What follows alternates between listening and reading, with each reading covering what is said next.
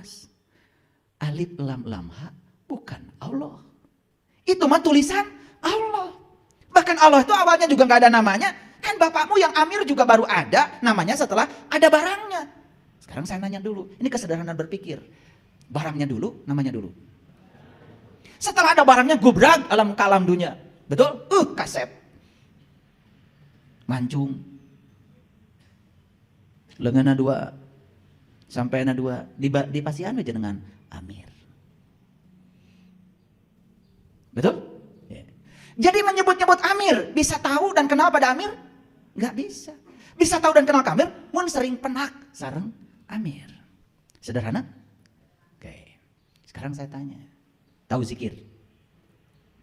Zikir bahasa Arab, apa artinya? Mengingat. Awas ya. Zikir artinya mengingat. Coba saya tes. Ini sederhana. Amir, Amir, Amir, Amir. Saya sedang apa? Udah mulai pintar nih. Kan tadi saya sedang menyebut. Menyebut itu barangnya juga beda alatnya. Menyebut itu pakai alatnya ini. Tapi mengingat. Ya yang jelas saya ingat bapak saya. Tapi nggak tahu di sebelah mana itu alat buat mengingatnya. Gaib. Tapi saya ingat bapak saya walaupun sudah meninggal 10 tahun yang lalu. Saya sekarang masih ingat ya senyumnya. Ingat kebijaksanaannya. Ingat pecinya. Ingat baju kesukaannya, ingat cara beliau pakai sarungnya, bahkan nyomotnya aja sampai sekarang saya masih ingat. Beda mengingat dengan menyebut. Oke. Jadi kalau kalian sedang subhanallah, subhanallah, subhanallah, menyebut atau mengingat? Menyebut. Zikir bukan itu. Zikir bukan. Sesederhana itu. Kenapa tuh kalian bilang saya lagi zikir? Padahal lagi menyebut. Apa menyebut salah? Tidak. Menyebut Amir tidak salah. Kalian bilang subhanallah, alhamdulillah, Allah. Bagus. Tetapi lebih bagus lagi kalau itu sebutan dialamatkan kemana. Kan setiap nama itu ada barangnya katanya tadi. Begitu nyebut Amir kan barangnya ada. Alamatnya jelas. Oh Amir yang saya maksud adalah bapak saya. Yang paling ganteng deh sedunia. Sederhana nggak yang saya bicarakan? Atau masih pusing? Nah kalau kalian masih pusing, karena memang kalian itu sudah pusing dari dulu. Bahkan pusingnya sudah mencapai 7 keliling. Betul Pak tidak? Saya itu begitu orang tua, saya bilang begitu. Pusing 7 keliling, wah saya kejar itu. Kenapa pusing itu 7, bukan 8? Kok orang tua kita kalau ngomong itu, pusingnya 7 keliling. Loh, jalan Siratul Mustaqim juga rambut dibelah 7. Tawaf 7 putaran. Sa'i 7 kali mundar-mandir Safa dan Marwah. Melempar jumroh pun 7 batu. Surat Al-Fatihah 7 ayat juga. Wah jangan-jangan orang tua kita tuh kalau ngomong pasti ada pesannya. Kenapa pusing 7 keliling? Ternyata saya dapat ilmunya. Begitu saya tahu rahasia yang 7, saya nggak pusing lagi. Makanya sepanjang kalian belum tahu rahasia yang 7, kalian selamat. Pusing 7 keliling. Ini bahasa sehari-hari kan, yang kalau dielaborasi secara saintifik keren, keren. Cuman kita jarang memikirkannya, itu aja. Paham ya? Oke. Sederhana saya bicara kebenaran hari ini. Bisa bedakan menyebut dengan mengingat? Ya. Di Quran itu perintahnya itu mengingat. Fazkurullah dzikran katsir. Ingatlah Allah dengan ingatan yang sebanyak-banyaknya. Maaf, saya tidak menemukan sebutlah dia dengan sebutan yang sebanyak-banyaknya. Menyebut Amir, bisa nggak semua orang? Bisa. Tapi mengingat Amir, bisa semua orang? Siapa yang bisa mengingat Amir? Yang tahu Amir. Menyebut Allah, bisa semua orang? Tapi yang bisa ingat kepada Allah, bisa semua orang? Siapa yang bisa ingat kepada Allah? Hanya yang tahu dan kenal kepada dia. Makanya orang yang tahu dan kenal kepada dia diberi gelar oleh Allah. Gelarnya ulul albab. Ulu itu artinya pemilik. Albab itu bagian dalam dari kolbu. Dari kata lub. Jadi kolbu itu ada bagian dalamnya itu. Ada yang namanya fuad. Ada yang namanya lub. Jadi ulul albab itu pemilik kolbu. Itu yang disebut dengan ahlul bait. Karena apa? Allah mengatakan langit dan bumi tidak akan cukup menampung zatku. Tapi kolbunya orang yang beriman itulah sebenar-benarnya rumahku. Jadi ahlul bait itu sering disebut ulul albab, didefinisikan oleh Allah, alladzina yazkurunallaha qiyaman wa qu'udan wa ala junubihim, orang yang bisa mengingat Allah dalam keadaan berdiri, duduk dan berbaring. Bahkan sejak saya memulai ceramah dari tadi, saya tidak bisa melupakannya.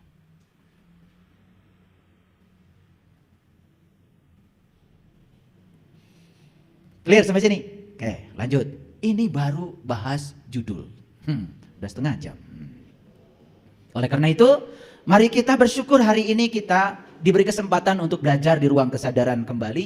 Oleh karenanya mari kita puji Allah bersama-sama membaca hamdalah. Alhamdulillahirrabbilalamin.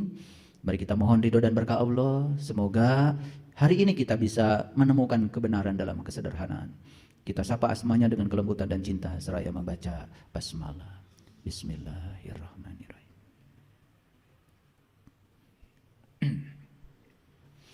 Mari kita lihat contoh-contoh kebenaran dalam kesederhanaan. Ini contoh sederhana. Jadi saya bacakan Quran surat Al-Isra, boleh dicatat. Al-Isra itu surat yang ke-17, ayat yang ke-60. Jadi Allah menyatakan, Inna Rabbaka ahato binnas. Inna Rabbaka ahato binnas. Tangkap kata-kata ini dengan kesadaran. Ulangi ya. Inna Rabbaka ahato binnas. Sesungguhnya Tuhanmu meliputi segala manusia. Siapa yang bilang begini? Tuhan. Siapa kamu di situ? Ya manusia. Maaf, ini supaya gampang. Ini Tuhan nih lagi bicara sama saya. Sesungguhnya Tuhanmu, kata Tuhan, meliputi segala manusia. Inna Rabbaka ahato binnas. Itu kata-kata Tuhan kepada saya. Jadi kalau saya berbicara tentang Tuhan saya, kan bahasanya begini. Sesungguhnya Tuhanku meliputi segala manusia. Paham? Sederhana? Masih belum mengerti? Konsen. Makanya kalau mau ngaji hari Selasa, pagi-pagi minum air wortel. Ya. Khusus Selasa jangan makan nasi goreng. Nah ini kayak gini lambat. Minum air putih yang banyak. Gitu kalau mau ngaji dengan saya. Biar bisa fokus. Ulangi. Jadi Tuhan bilang kepada kita, sesungguhnya Tuhanmu meliputi segala manusia. Nah kalau kita yang bilang pada diri kita sendiri, oh Tuhanku ternyata meliputi segala manusia. Jadi Tuhanku itu bukan hanya meliputi aku kalau begitu, meliputi segala manusia. Jadi bagaimana mungkin aku bisa menghina orang lain? Karena pada diri setiap manusia ada Tuhanku. Sederhana? Sesederhana itu saja kalau disadari, aduh tidak mungkin kita menjelekkan orang, tidak mungkin kita menghina orang, tidak mungkin kita tidak membantu orang, tidak mungkin kita tidak welas asih pada orang, tidak mungkin kita menghina orang, tidak mungkin menjatuhkan nama baik orang, tidak mungkin. Semua konflik, saling menjatuhkan, marah, dan lain sebagainya, kebencian, itu sebetulnya dilakukan oleh orang-orang yang tidak sadar kalau Tuhannya meliputi segala manusia. Lanjut, kalau Tuhan meliputi segala manusia, berarti Tuhan meliputi aku? Kalau Tuhan meliputi aku, kesadaran apa yang harusnya aku tanamkan? Oh, Tuhan meliputi diriku. Dia mewujud sebagai daya hidup pada diriku. Dia mewujud sebagai nafasku yang tidak pernah tidur, tidak pernah ngantuk. Bagaimana mungkin aku bisa berbohong kepadanya? Karena dia bersamaku.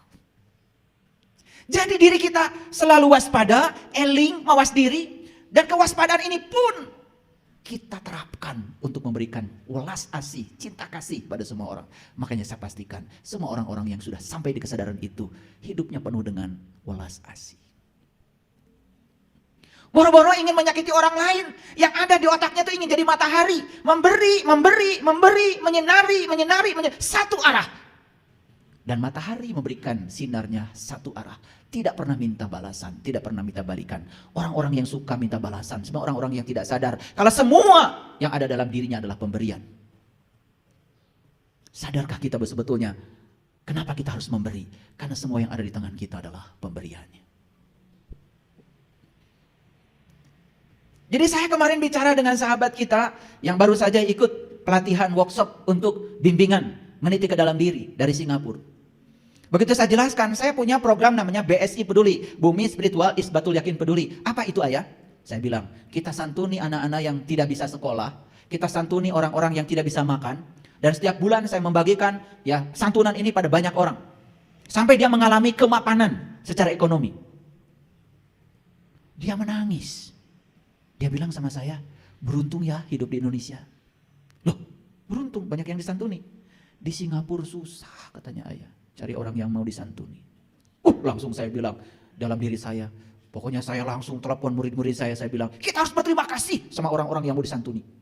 Karena di negara lain, susah cari orang yang disantuni. Jadi kalau di kita banyak itu, aduh luar biasa. Berarti kesempatan kita berbuat baik di sini, luar biasa. Bagi yang sadar. Sekali lagi, sadar. Yang sadar, boro-boro mikirin itu. Paling juga yang gak sadar, wah kamu kemarin saya kasih kok tidak berterima kasih pada saya. Bulan depan, coret. Itulah orang yang tidak sadar. Kalau dia sudah berakhlak seperti akhlaknya Allah. Allah itu tidak pernah gampang nyoret kita. Kamu kemarin berbohong ya, langsung dicoret. Besok diambil nyawanya. Enggak. Tetap aja masih diizinkan berbohong lagi. Itu welas asihnya Allah tuh begitu. Betul gak? Makanya wa ahsin kama ahsanallahu ilaika. Berbuat baiklah kamu seperti aku berbuat baik kepada kamu. Luar biasa. Allah mengajarkan nilai-nilai kebaikan itu luar biasa. Baik. Jadi sadar sekarang kalau Allah meliputi semua manusia. Allahnya siapa? Allahmu. Kan Allah bilang, inna rabbaka ahata binas. Sesungguhnya Tuhanmu meliputi segala manusia. Sadar sekarang, oh ternyata Tuhanku bukan hanya meliputi aku, tapi meliputi segala manusia. Jadi sebetulnya tubuh kita berbeda, tetapi di tubuh kita ada Tuhan yang sama. Oh lebih jauh lagi. Lebih jauh lagi. Apapun keyakinannya, apapun agamanya, kan dia juga diliputi Tuhan. Betul? Jadi kalau orang yang sadar sampai di titik ini melakukan kebaikan pun tidak mesti ditanya apa keyakinannya, apa agamanya. Bahkan kalau mau mendoakan mereka pun tidak pernah ditanya apa keyakinannya, apa. Rahayu sagung dumadi. Semoga seluruh makhluk hidup di semesta ini, baik yang kelihatan maupun tidak kelihatan, selalu berbahagia. Itu doa mulia sekali. Semoga keluarga saya bahagia.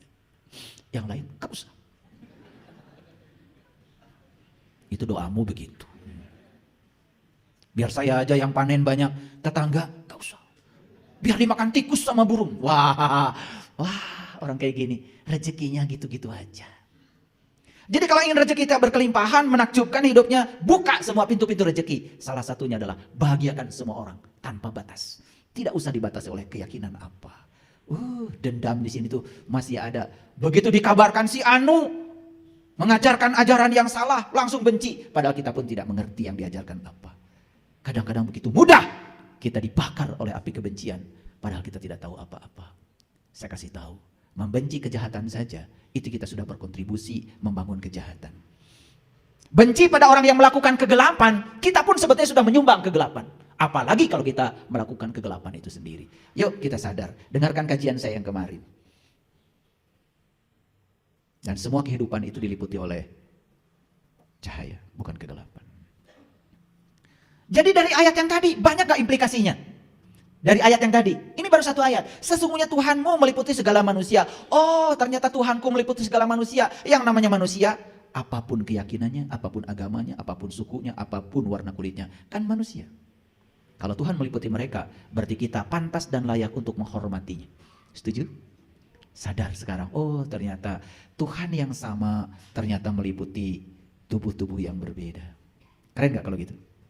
Oke, lanjut dulu ya. Jelas, yang meliputi bukanlah suatu sosok, setuju? Yang diliputi jelas itu sosok, setuju?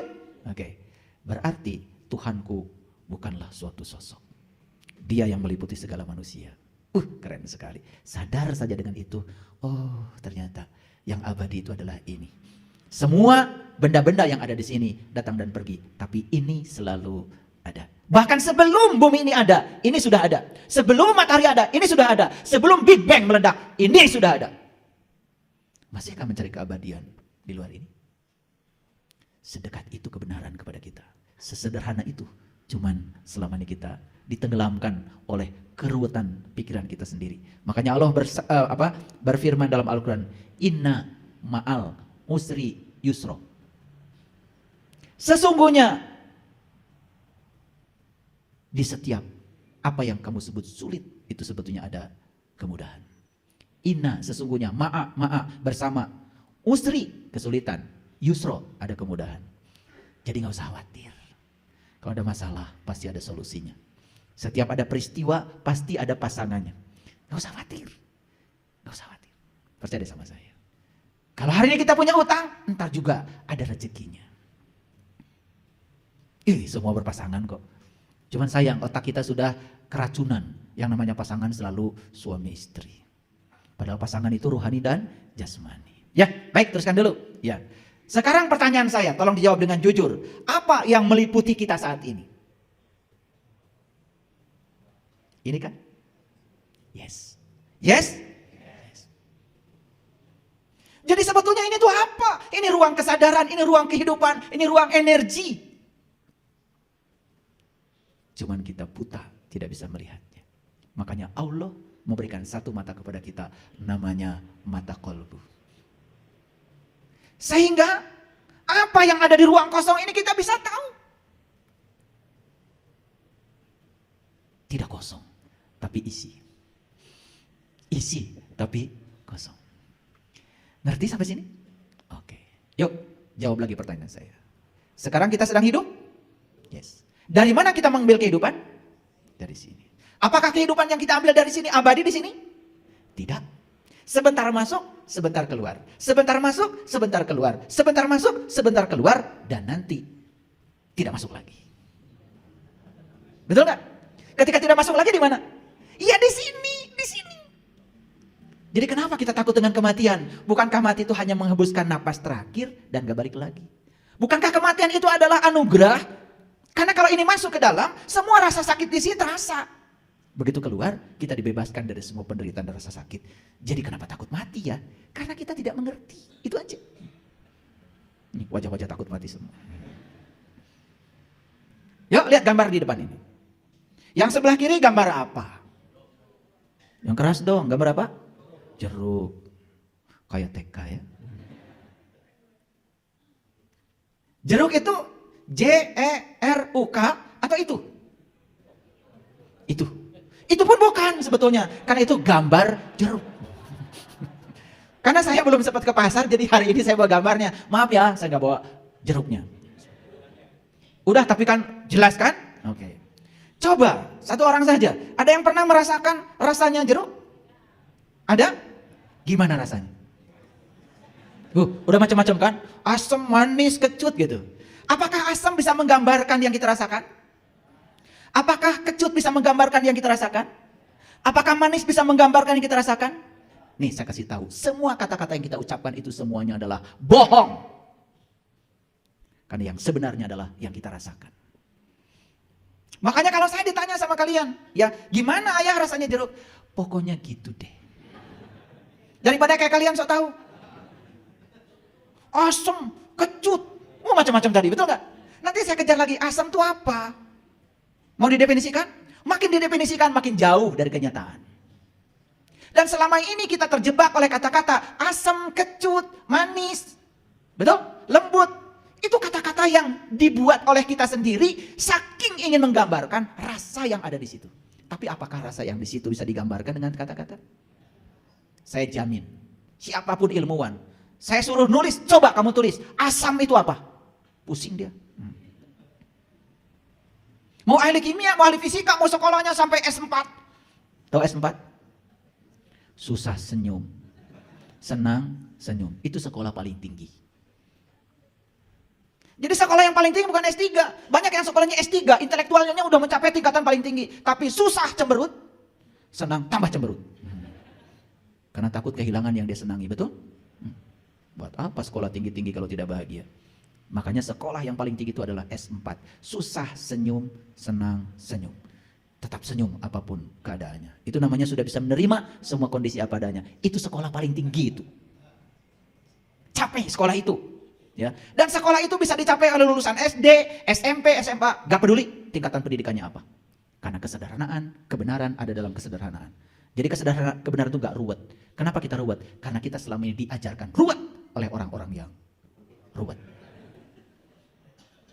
Dan lucunya tuh kalian itu dikasih yang ruwet, gak mau. Dikasih yang gampang juga, gak mau. Saya pengen tahu maunya apa.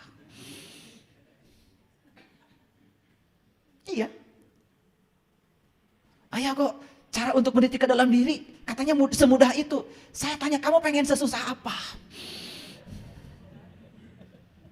Iya, akhirnya udah. Kalau kamu pengen susah udah. Kalau kamu ingin meniti ke dalam diri, kenal jati dirimu, mulai sekarang kamu puasa 10 tahun. Setelah 10 tahun baru ketemu saya. 3 bulan udah datang lagi. Berat ayah. Nah, jadi inginnya yang berat-berat. Di Quran Allah mengatakan, nih dengarkan semuanya. Man kana yarju liqa Allah fa inna ajalallahu la'aj. Barang siapa yang berharap jumpa dengan Allah, waktu yang dijanjikan pasti datang. Jadi syarat berjumpa dengan Allah tuh kata Quran, bukan kata saya. Cukup kamu berharap, itu saja. Tidak ada harus melakukan ini, melakukan, nggak ada. Ruwet. Dan yang ruwet itu pasti belum tahu. Saya kasih tahu ya. Ya, kamu kalau ingin jumpa dengan jati dirimu, kamu harus masuk dulu, cari gua, kamu tinggalkan anak istrimu. Berapa lama? 40 tahun. Keburu modal.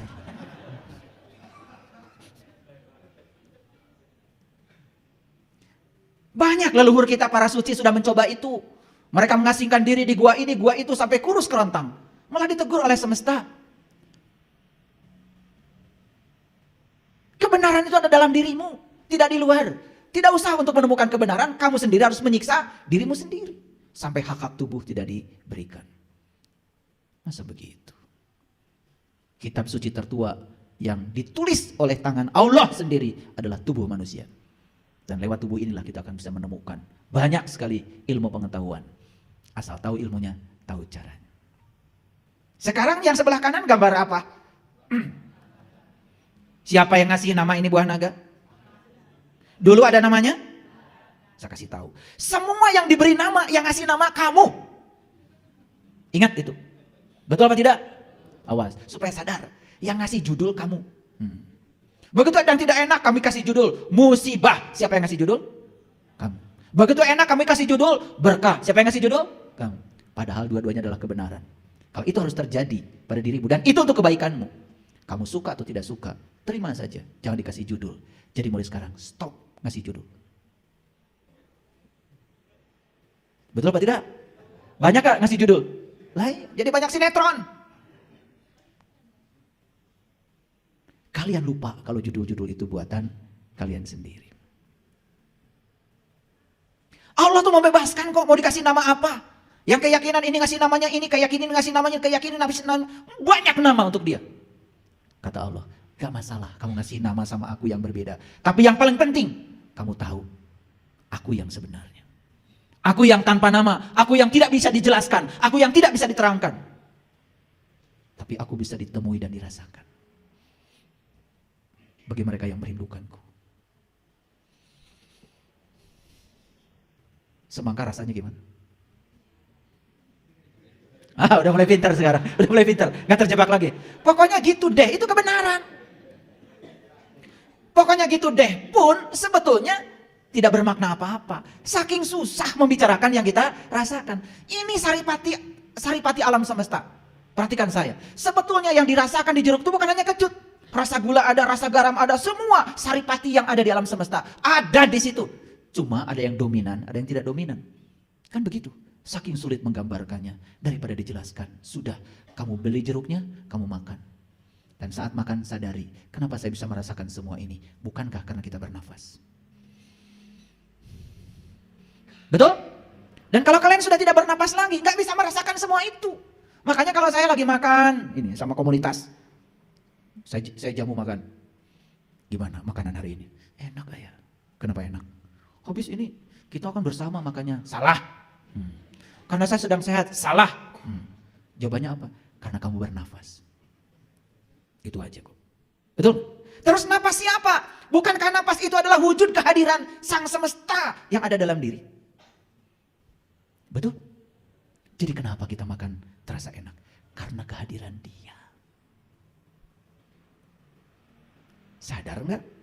Yuk, stop dulu sampai situ. Ini kejauhan ngajinya. Kejauhan. Disilir. Stop dulu. Oke, ngerti ya? Oke. Sekarang lanjut. Ini yang sebelah kiri. Siapa itu? Siapa?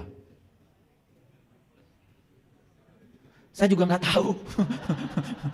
Saya juga nggak tahu. Nggak tahu. Tapi kalian bisa nggak merasakan apa yang sedang dia rasakan? Sedang merasakan apa itu? Hah? Sakit. Sakit apa kira-kira? Apa? Salah semua. So tahu.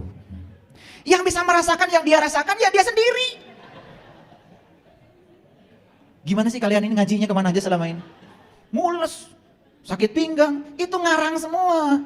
Itu namanya prasangkamu terhadap itu. Lihat saya semuanya. Yang sedang merasakan yang dia rasakan hanya dia sendiri. Dan yang tahu yang dia rasakan cuma dia sendiri. Kalian apa urusannya dengan dia? Kenal juga enggak? Boro-boro kalian saya aja yang pasang gambarnya enggak kenal sama dia.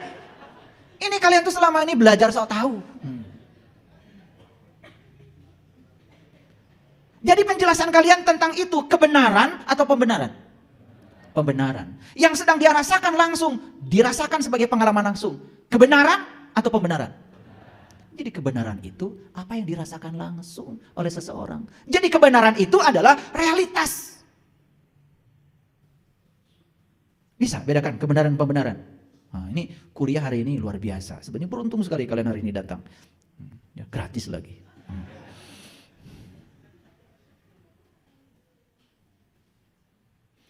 Ini yang sebelah kanan siapa ini? Oh, udah mulai tidak terjebak lagi ya. Nah, kalian udah mulai agak pinter ini sekarang. Udah mulai agak pinter. Dia sedang merasakan apa? Nggak tahu. Yang jelas dia sedang merasakan sesuatu dan yang bisa merasakan cuma dia sendiri. Kalian nggak bisa. Makanya murid-murid di sekolah itu selama ini semakin jauh dari kesadaran. Karena guru kalau mengatakan, ini orang sedang apa? Pusing Pak Guru, langsung kasih 100.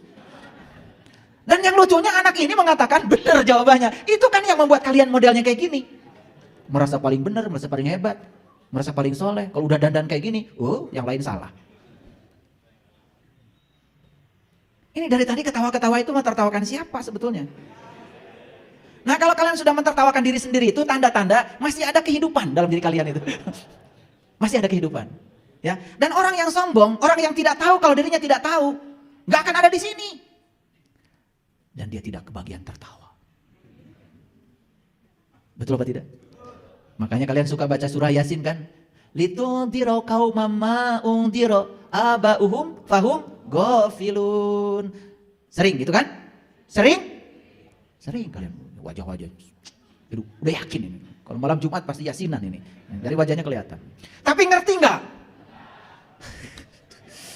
Pengen nyubit saya tuh sama kalian itu. Bolak-balik baca itu bolak-balik. Satu ayat pun sampai nggak ngerti. Litundiro qaumama undiro abauhum fahum ghafilun. Jadi para rasul, para nabi itu sedang disuruh oleh Allah untuk menyampaikan kepada kita semua ya, bahwa aku hanya bisa memperingati kamu yang ikut peringatan. Itu maksudnya. Yang ikut, yang nggak ikut ya nggak bisa diperingati. Makanya beruntung kalian ikut karena aku bisa memberikan peringatan. Tentu saja saya bukan siapa-siapa. Saya hanya menyampaikan ilmu yang disampaikan oleh para rasul dan para nabi. Semoga berkah. Nah ada kata-kata berikutnya. Litundiro qaumama undiro abauhum fahum ghafilun. Karena peringatan ini gak pernah disampaikan oleh bapak-bapakmu yang membuat kamu jadi lalai. Itu maksudnya. Kenapa bapak-bapakmu tidak ngasih peringatan tentang ini? Karena bapak-bapakmu juga tidak tahu. Karena bapak-bapakmu mengikuti bapak-bapaknya lagi. Nah bapak-bapaknya lagi mengikuti bapak-bapaknya lagi. Terus turun-temurun. Makanya kebodohan itu harus diputus. Kartos? Makanya dalam Quran surat At-Tur dikatakan, kalau hari ini kamu beriman, hari ini kamu sadar, hari ini kamu bangkit dari tidur panjang kesadaranmu, maka kamu akan bisa menyelamatkan 2 generasi yang akan datang dan yang belum datang. Itu. Ini Quran surat At-Tur ayat 21. Boleh dilihat nanti. Takut saya dianggap ngarang lagi.